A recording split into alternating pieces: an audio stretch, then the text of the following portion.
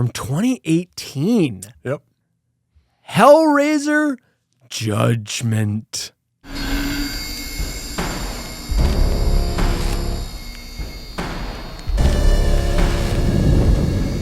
Mark Skews, where's Hellraiser Judgment? Number 8. Number 4.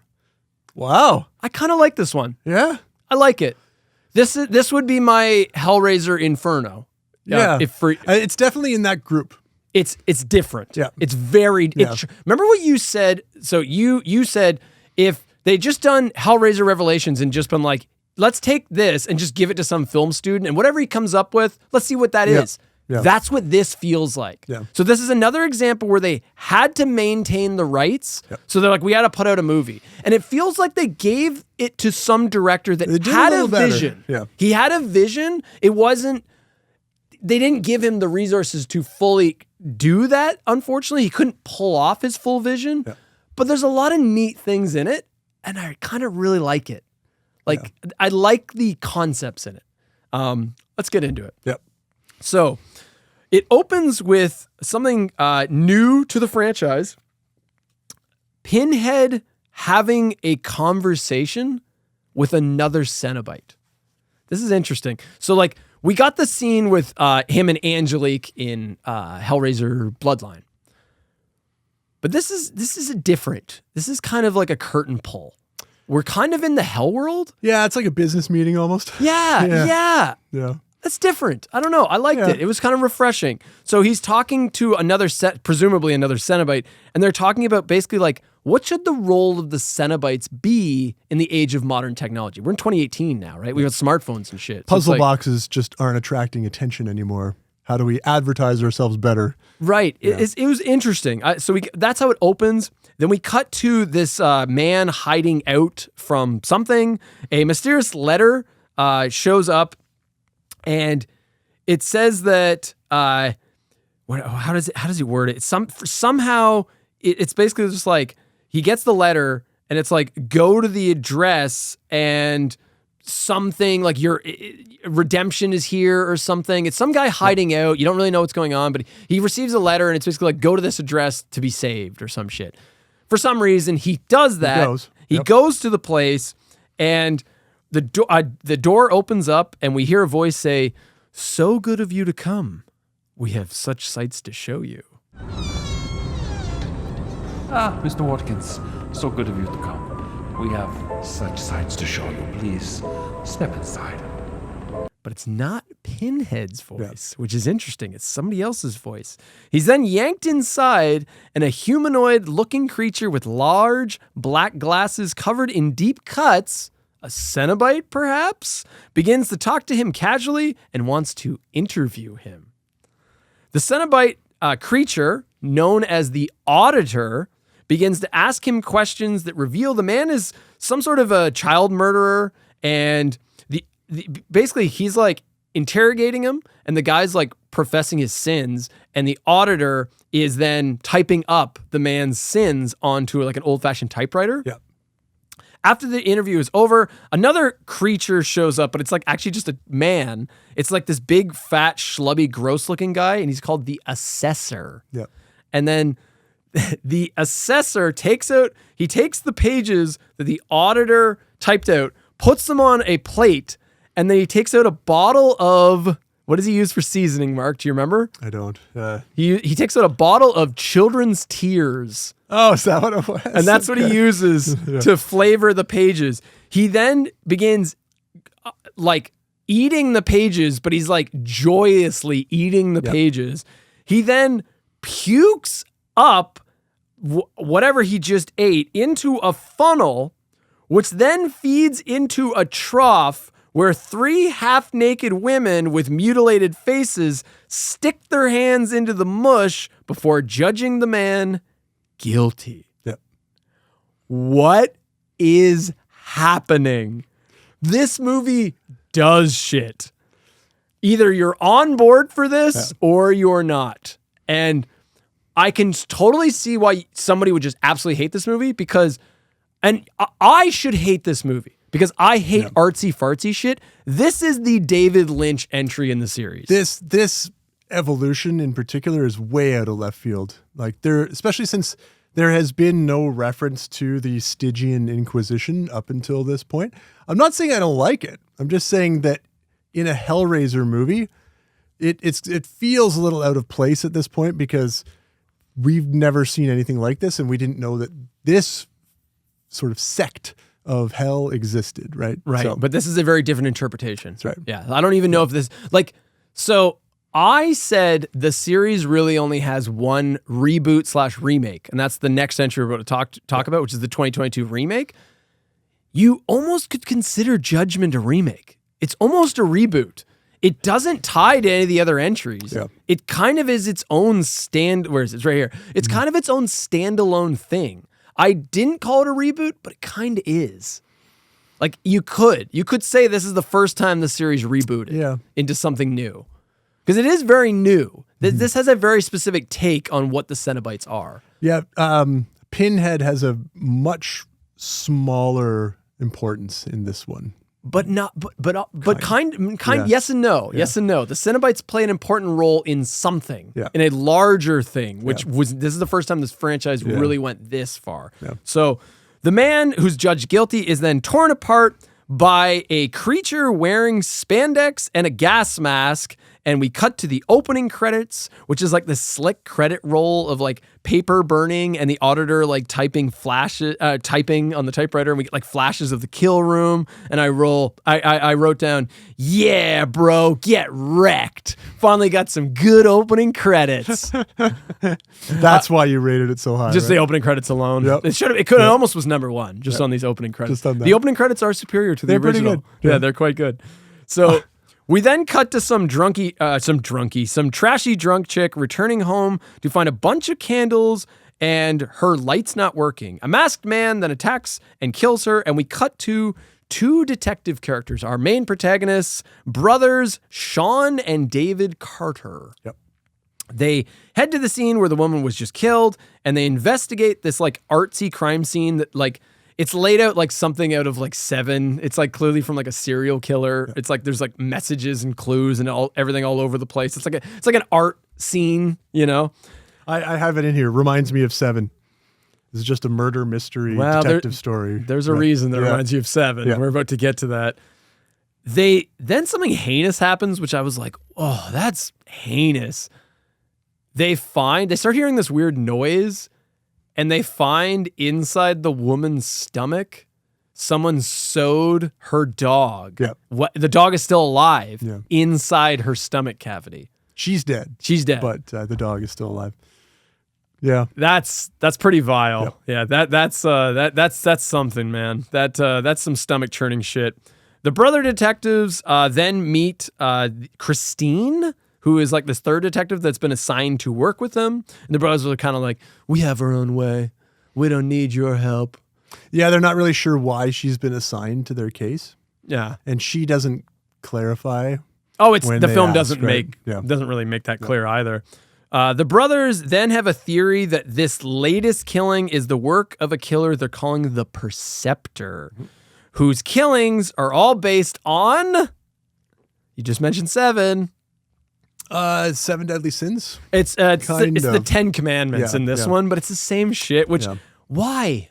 Yeah. Why use the biblical thing? Seven already did this. 7 came out 20 years before this film, if you can believe that. Guess they figured you wouldn't notice. I did. Yeah. I did. Yeah. I did, filmmakers. I noticed. No, but it's like 7 already did. Like, you just can't do that anymore. 7 has it. Yeah. The film about someone killing based on biblical shit, it's like, it's been done. Yeah. You don't get to do that anymore now. You have to come up with something else. And they did it so much better.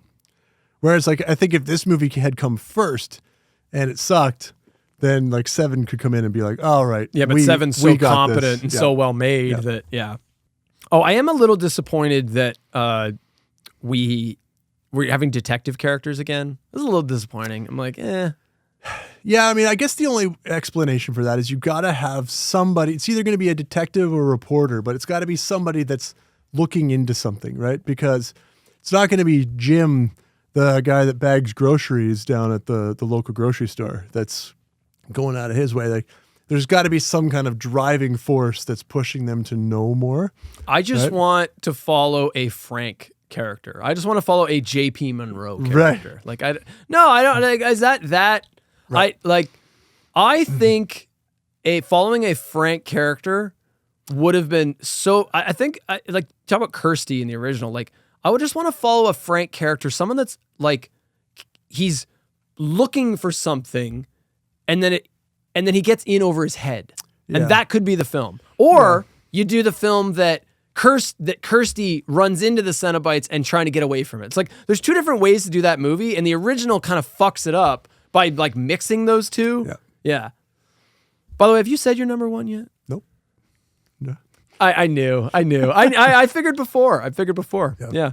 We'll get to that in a minute. First, we got to talk about Hellraiser Judgment. Yeah. Do we have to? We got to talk about your number 4 pick, Mark. Yeah. Your number 4 and my number 4. We tied again. That's it. Well, how low did you have it? This is my number 4. I think you had 8. 8. Yeah. Pretty harsh.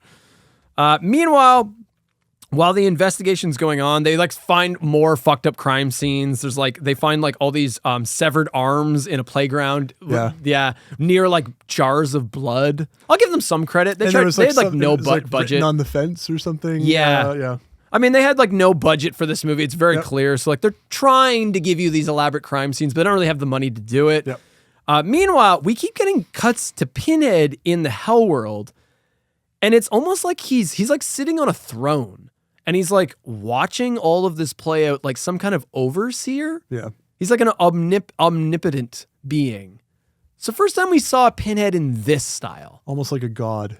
Yeah. Than they somehow like 3 kind of establish this, that the Cenobites somehow know things about us that they shouldn't really know. This is the first film where we really get to see that. Yeah. Where it's like, oh, Pinhead they can observe us. They're watching. They're watching us. Yeah. They're on the edge of our reality, but they're able to peek into our reality. We can't see into theirs, but they can see into ours. And yeah, Pinhead is almost like this omnipotent force watching everything play out. So the detectives chase down leads, one of which takes them to a child predator's apartment. We get a cameo. I'm curious if you caught this. Oh, Heather Langenkamp. Yes. Yeah. So a blink and you'll miss it cameo by Heather Langenkamp of Nightmare on Elm Street fame. She's like the landlady. He's not in. That cocksucker owes me 2 months' rent. He hasn't been here for a couple of days. Think he'd be hiding out inside? If he is, he's freezing his ass off in the dark. I cut his power yesterday. Seriously? No windows? Honey, with what those boys are doing in there, no windows ain't a bad thing. It's like a 30-second cameo, and she's got like heavy makeup on. Why? I don't know. Why even do it? Yeah. I was very disappointed. I was like, that's such a waste. I mean, I would have thought, because I knew that she was in this. And how did you know that? I don't know. I was, I saw somewhere. And I guess when I saw her name attached to this, I figured she would have more of a leading role in the movie. She doesn't. It's very much like you said, a blink and you'll miss it. It's nothing. It doesn't even look like her. Yeah. I didn't. Okay, so the only reason I found out, IMDb trivia. I didn't recognize her. She doesn't look like anything. I mean, if you've watched some of the Never Sleep Again documentaries, I have seen what she looks like after. Yeah. So it wasn't such a. It wasn't like I didn't recognize her. You mean where she actually looks like aged Nancy from Part 3, right. where they gave her like the white streak? Right. It's like now she actually has that white hair. Yeah. She grew into her Elm Street 3 look. She very much so did, actually. She can go back and make that movie now. Yeah. Can we just talk about those movies? Do we really got to keep talking about it? Just go watch our Nightmare one instead. Yeah. So then Sean Carter, one of the brother detectives, he finds his way to the I called it the Hell House, where the auditor operates. And the auditor begins questioning him and opening him up, like through interrogation. Then the assessor shows up and tries to do his thing, but something goes wrong, and the assessor's like choking on the confessions. And then an angel shows up, and it's like, what? What is happening? And the angel's like tells the auditor, release that man. You can't have him. You can't have him. Let him go. The auditor then goes to Pinhead and is like, I need your help, man. And Pinhead's like, cool, bro. I'll help you out. So then, well, I don't know that's exactly what they said, but that's what I wrote. So it must have been something similar. Dramatization may not have happened. Yeah. Actual scenes may not have occurred. Yeah. So then Sean escapes the house and he takes with him one of the lament boxes. Sean then starts having visions and freaking out, and his brother David and Christine are concerned. And there is a speaking of the low budget, there is a comically badly, like it's so bad how they shot this scene. There's a dialogue exchange between David and Christine in the car, and it's nothing but extreme close-ups. It is so close to it's not even like their face. It's like parts of their face in this dialogue exchange in the car. And the only reason I can think of that they did it was either an inexperienced cinematographer, like camera guy, or they didn't want to show you what was in the background. Yeah, they weren't moving. But, well, no, it's not. They're parked. Yeah. I think the problem was they were probably in an area where like they didn't want, maybe they didn't have the rights to film there or something. Permit, yep. So they didn't want to show what was in the background. Like maybe they were parked in front of a Chuck E. Cheese or something. But it's like, it's so extreme close-ups on their face that it's, yeah. I didn't notice that, but I thought it was just so funny. I might have to go check for that now. Yep. So David is concerned that maybe Sean is somehow involved in the killings, and what follows is the three detectives going to simple locations where almost nothing happens because that's all they could afford, unfortunately, before Sean is revealed as the killer in an obvious and lame twist. The Cenobites show up, and Sean's like, take them instead of me, and they're like, no deal, and then everyone dies. Haven't we seen this ending already? Yeah. I still think. So what do you like about this? Okay, yeah, let's get into what I like. Okay. I've got actually quite a few positives. I like the new Pinhead. I like this version of Pinhead. It's the closest to Bradley again, where it's like Bradley Part 1. Like Pinhead Part 1, where he's just this neutral being. He doesn't really take sides. Yeah. There's an order to things, and he follows that. The new actor who plays Pinhead in this is Paul T. Taylor. He's fine. He's got a cool voice. Yeah. How dare you use such a word? You know nothing of suffering. I welcome its warm embrace. I exist only to share its meaning. Sin and suffering are my dominion. Perhaps it's time you learned a little of the matters you seek to manage. I think he has a distinct voice like Doug Bradley. You don't see much of him in the movie. But when he shows up, he's got a presence. Yeah. Like when the auditor goes to Pinhead, it's like he's going to his big brother. Like he's going to somebody that has more power. They're showing you a hierarchy of hell. And I like I just like the idea of like Pinhead as like an overseer. I don't know. How did you feel about this interpretation at all? Like yeah, I kind of felt like they were a little bit more like equals. Like they are seeking different things. Right? The auditor and his troop they're more passing judgment. Whereas because you have that group, it allows Pinhead and his group of Cenobites to go back to what they originally were, right? Like just finding those who want to experience sensation, right?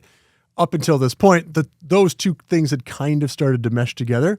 So now that you've got the Stygian Inquisition separating off, it allows Pinhead to go back to his roots, right? So I just kind of felt like they're both seeking willing participants, but for different things. Oh, you interpreted it as that? Yeah. No, I just interpreted the Pinhead was overseeing the hell operations. No, I think he's just the big boss. I don't think I don't think the Franks and shit were showing up in hell. I don't think it works like that. No, that's why I said I think this is kind of a reboot. Yeah. I think the whole structure is different.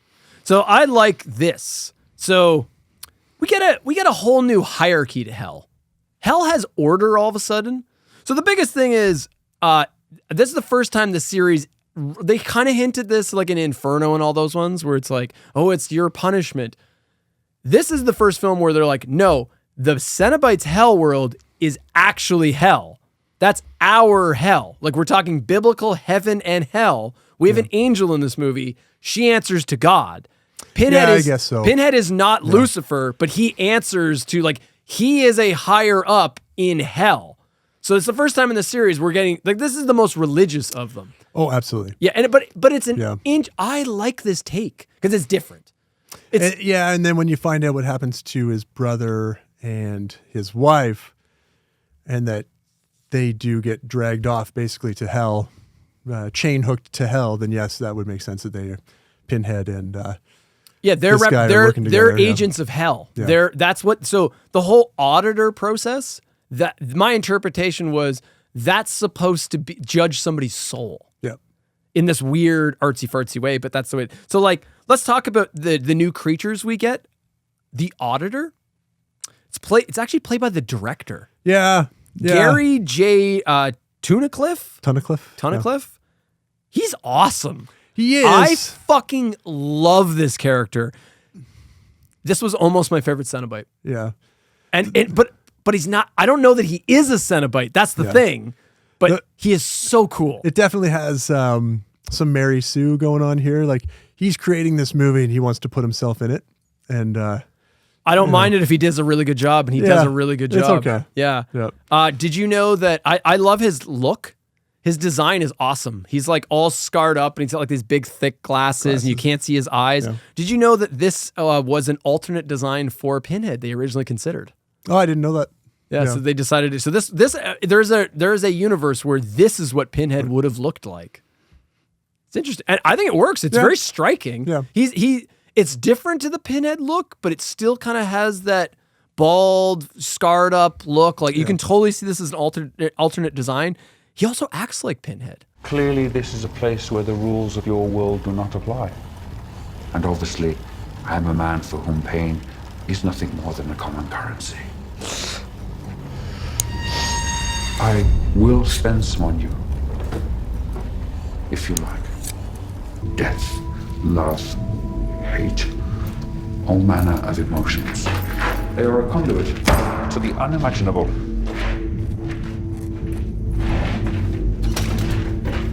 In a wooden box. You'd be amazed what they can do when opened. a little bit. He's a bit more talky, but he's very well spoken. Yeah. He's very well spoken. He's not like one of the things I forgot to mention. One of the reasons I like Angelique as a character. It's the first time since Pinhead that we had another Cenobite that could talk. Really, like a lot of with the exception of Angelique and maybe some like the Cenobites in the first one. The female Cenobite talks, but very little. Right, but generally it's Pinhead talks, and then the other ones just stand there going. Bleh. They're just kind of there to be intimidating. To be there, yeah. Right, but like. So now we're going back, with the exception of Angelique, now we got the auditor who's like well-spoken and he can like talk in full sentences and like he has his own agency. And I find that so interesting. His dialogue is great. The way he talks is great. I don't know if you caught this. When he's typing out the story of this person's life, did you notice that he has, whoever this person is, he's hooked up and the ink for his typewriter is the blood coming out of... Oh, that's cool. Yeah. I didn't even catch that detail. That's really cool. And if you notice, I think the ink is red and it's just lines coming into the typewriter that he's typing. That's fucking clever. Yeah. That's clever. You're making me like this movie more now. Yeah. That's cool. The assessor is just like some fat, schlubby creature, but he's like eating He eats your words. He eats like your sins. He like eats your sins and then pukes that up somehow. I don't know what's going on there. Did you figure out why he throws up? Yeah, because the angels stopped it from going. Yeah, because his sins are so bad. That he can't even he can't stomach. Yeah. So then we have So the first time now we have angels. So the Cenobites are demons. Now we have the angels. What does Pinhead originally say the Cenobites are? Angels to some, demons to others. So they literally do that now. Yep. And the angel character, she shows up. And she shows up just to like the first time you see her, she shows up to like take charge and like speak down to the auditor. And she basically is like, remember who you answer to. Yeah, you feel like in their hierarchy, she's still at the top. Well, God. Yeah. I think she's referring to God is at the top. So God is in this world now. So and they're not talking about Leviathan God. My interpretation was Leviathan is like Satan, but then there's an actual God that's like the heaven God.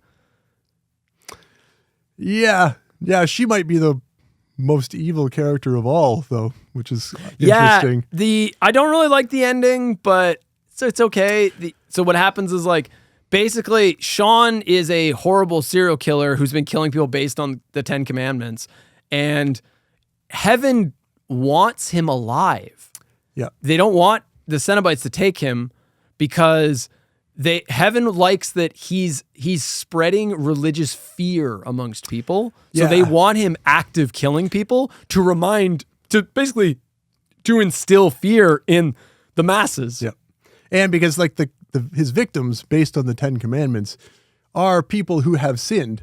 So in the eyes of, the lords above, these people aren't good. They deserve to be sort of sent down. Their idea is that we would rather have control over him.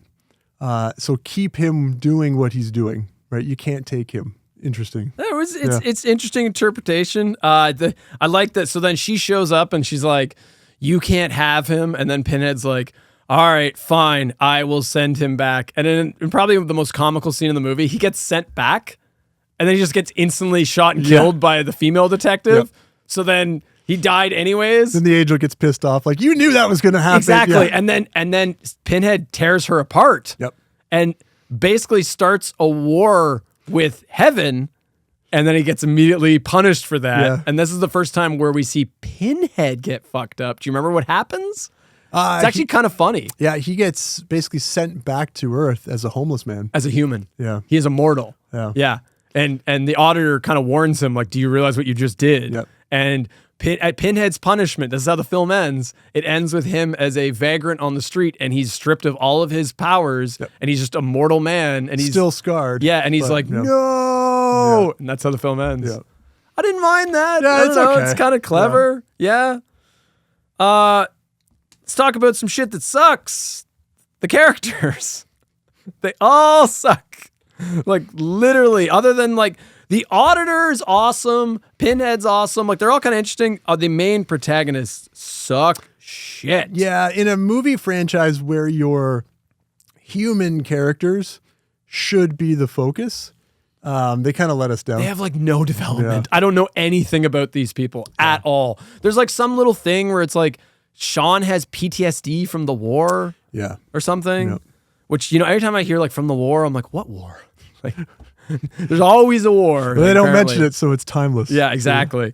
There's a very funny scene in this movie where there's, like, it's Christine and I don't think it's Sean. It's the other brother whose name I've already forgotten. Oh, we forgot to mention this too. It's like, it turns out that Sean's, I forget, who are the fucking, it's like Sean and David? Who the hell was the other guy's name? Is it David? I'll look They're it up so here. bland and generic. Yeah, Sean and David. Okay. Yep. So it turns out that, like, so Sean's the killer, right? Sean's the one that's like, David, it turns out, was having an affair with his wife. His wife, Allison. Yeah. Yeah. So they were also bad people. They weren't good people either. Well, which is part of the reason why at the end, because the whole idea is that Sean finds out that his brother and his wife have been having an affair.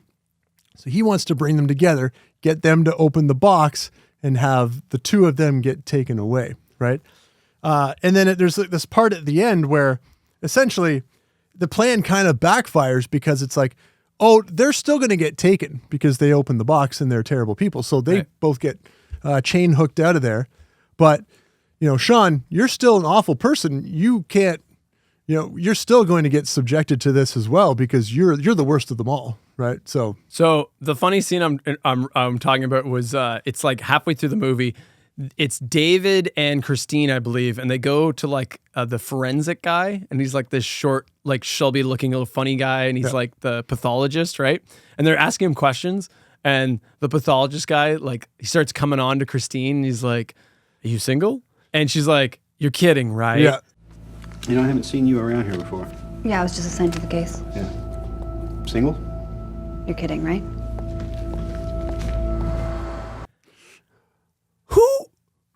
fuck are you? Yeah. Where do you get off thinking you're? Yeah. You are a character in the 10th Hellraiser movie. Who the fuck are you to think you are better than this man? You just spent your morning fishing a dog out of a woman's guts. All right. This guy has a 9-to-5 job that probably pays more than yours. Right. So, I just thought that was so funny. I'm like, you're in the 10th Hellraiser movie. You ain't turning down anybody. You should be giving this George Costanza looking fucking guy a chance. Give this fucking Wayne Knight guy a shot, okay? You are not in a position to be turning anybody down, all right, You're not honey? getting that kind of action. Yeah. Yep. Probably one of my... This is a reason you would think I would hate this movie, but it works for me. This also works. It's a short film. It's like 80 minutes. Yeah. It's also very short. There's a bunch of random weird shit that makes sense to someone. And normally I would hate this shit because I'd say it serves no purpose. The purpose here is that it's really cool to watch visually. There's some really striking imagery in this movie. Again, it feels like they gave the movie to a film student, and he got very creative with some of the ideas. Like, there's some cool visuals in this. If I was to rank this as an art film, it's like a 10 out of 10. Yeah, I got a line in here in my notes. This movie is going to be a spectacle for the sake of being a spectacle, isn't it?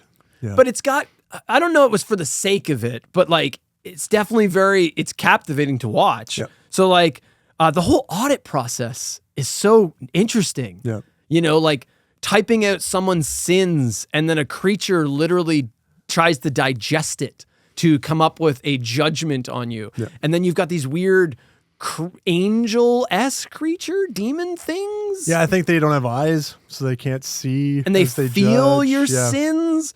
And then you've got like a guy in like a gimp suit wearing a gas mask, and he's got like a metal apron, and he has like Klingon-style blades. Yeah. And just he like slices you up.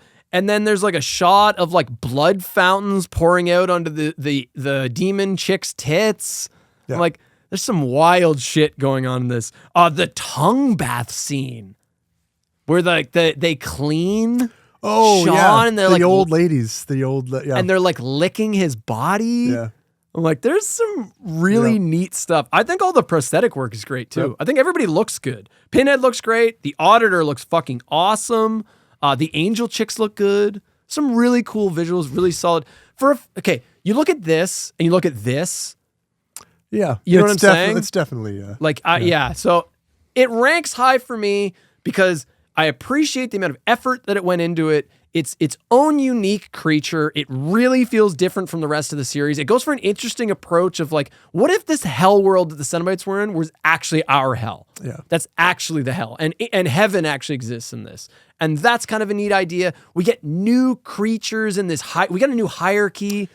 It's very unique. It's just the third time that we've seen it was you the whole time trope, right? Yeah. And it's just like, okay. I totally hear you. Yeah. But what gets past it for me is rather than the bullshit dream sequence shit, we get the trippy shit. And I like the trippy shit better because that's actually happening. Yeah. He's not imagining that's happening. That's actually happening. Yeah. The Auditor is real, right? It's not like, I went to a place and I saw this thing. It's like, no, that actually happened. Yeah, that's really happening. Yeah. A fat guy actually came in and ate a pancake stack of your sins. And I mean, it takes a little while before you start to realize what's happening because the movie pretty much, like you said, starts off with one of these judgment scenes. And it very much is spectacle for the sake of spectacle at that point because you don't know what is happening in this scene, right? So you just suddenly see this guy, I think his name was Mr. Wilson, gets the letter in the mail and then he's whisked off to some rando address. And now he's being asked a whole bunch of questions while some dude is vomiting into a trough. And then these 3 no-eyed things are like sticking their hands in it. Mush. And then the guy gets sliced to death. It definitely gets your attention. Yeah. It's like, it's very much like a, what? Yeah. But yeah. No, I like this one. Yeah. I like this one a lot. I think there's cool things in it. Yep. Yeah. Would you tell people to watch that one? Judgment? I would. Yeah, I would. Watch Judgment for the visuals. Yep. But also See what you think about this interpretation of the Cenobites. I personally didn't like the connection to heaven and hell as much as I think you did. I can totally see that. Yeah. I mean, I'm not saying it's my favorite. It's my number 4. The better version of the Cenobites is they're just some other realm. Yeah. Not it's actually hell. Yeah. But I mean, the movie, the entries that you like, those weird punishment entries, they don't outwardly say it, but they're basically They acting. are torturing you in your hell, right? Yeah. Yeah. Yeah. So it's kind of like they're acting like it. This is the most blatant, though. This is the first time they're just like, no, it's actually. It brings the guy upstairs into Yeah. play. Yeah. You know. So. Yeah.